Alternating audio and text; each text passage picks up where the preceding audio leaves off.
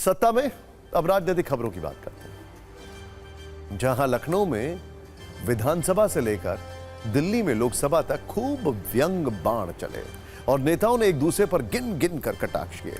इसकी शुरुआत लखनऊ में यूपी विधानसभा से हुई। वहां माता प्रसाद पांडे ने यूपी में नेता विपक्ष बनने पर सीएम योगी को बधाई देने के लिए वो खड़े होते हैं और उन्होंने शिवपाल यादव पर व्यंग करते हुए कहा कि भतीजे ने चच्चा को फिर गच्चा दे दिया। इस पर शिवपाल यादव ने योगी आदित्यनाथ से कहा, साथ तो आपके भी रहे और गच्चा आपने भी दिया। कुल मिलाकर आज चच्चा और गच्चा ये दोनों शब्द लखनऊ से दिल्ली तक ट्रेंड करते रहे। ठीक है, अलग विषय है कि आपने चचा को गच्चा दे ही दिया। 3 वर्ष में आपके संपर्क में रहे तो गच्चा तो आपने भी दिया। आपने नेता प्रतिपक्ष, मैं आपका सम्मान करता हूं और आप दो बार इस सामान्य सदन के अध्यक्ष के रूप में अपनी सेवाएं दिए हैं और आपने पहला प्रश्न किया है आज यहाँ पर। पहले तो आपके चयन के लिए मैं आपको बधाई देता हूं और ठीक है, अलग विषय है कि आपने चचा को गच्चा दे ही दिया। चचा बेचारा हमेशा ही ऐसे ही मार खाता है, उनकी नियति ही ऐसी है, क्योंकि भतीजा हमेशा भयभीत रहता है।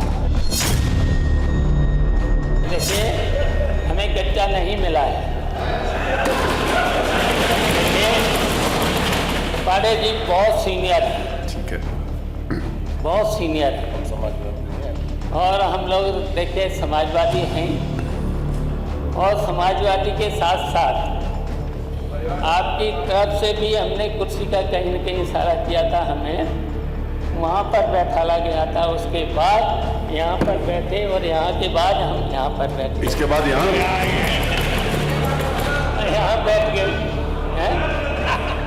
मेरी शुभकामनाएं और आगे के लिए।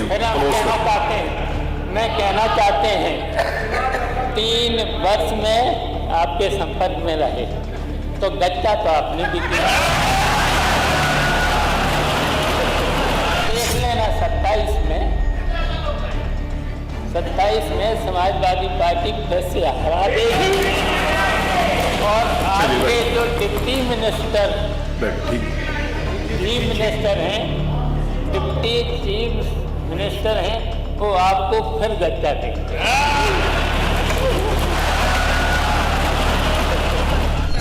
गच्चा देते हैं?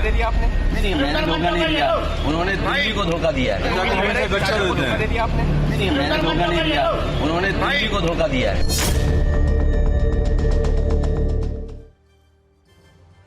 लखनऊ में अखिलेश यादव पर चच्चा को गच्चा देने का आरोप लगा तो इसका बदला उन्होंने दिल्ली में लिया। लोकसभा में बजट पर भाषण के दौरान अखिलेश ने कहा कि इनकी हालत तो ये है कि अब एक दूसरे को नमस्ते भी नहीं करते, वो हमें गच्चा देने की बात करते हैं। उत्तर प्रदेश से जब से हारे हैं, अरे हमारा दर्द नहीं समझोगे, हम आपका दर्द चेहरे से पढ़ते हैं। अच्छा, दर्द मैं बताता हूं। उत्तर प्रदेश से जब से हारे हैं तब से कोई नमस्कार नहीं कर रहा है। तकलीफ वो है आपको।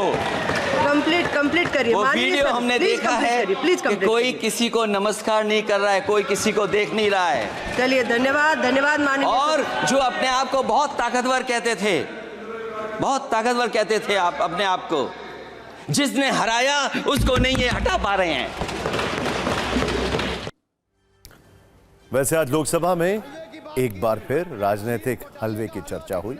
बीजेपी सांसद अनुराग ठाकुर ने यूपीए शासनकाल में हुए घोटाले की लिस्ट गिनाई और राहुल गांधी से पूछा कि इन घोटालों का हलवा कैसा था, मीठा या फीका। मैं पूछना चाहता हूं, हलवा किसको मिला? मैं पूछता हूं, हलवा किसको मिला?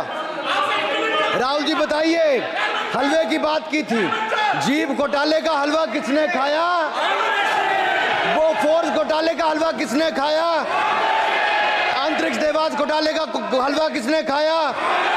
नेशनल हेराल्ड के घोटाले का हलवा किसने खाया? सबमरीन घोटाले का हलवा किसने खाया? अगस्ता वेस्टलैंड घोटाले का हलवा किसने खाया? 2G स्कैम हलवा किसने खाया? कॉमनवेल्थ स्कीम का हलवा किसने खाया? कोयला घोटाले का हलवा किसने खाया? योजना घोटाले का हलवा किसने खाया? चारा घोटाले का हलवा किसने खाया? यूरिया स्कैम का हलवा किसने खाया? राहुल जी, हलवा मीठा था या फीका?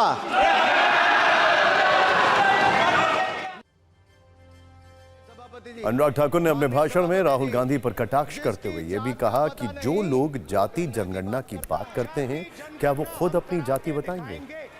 इस बात पर हंगामा हो गया।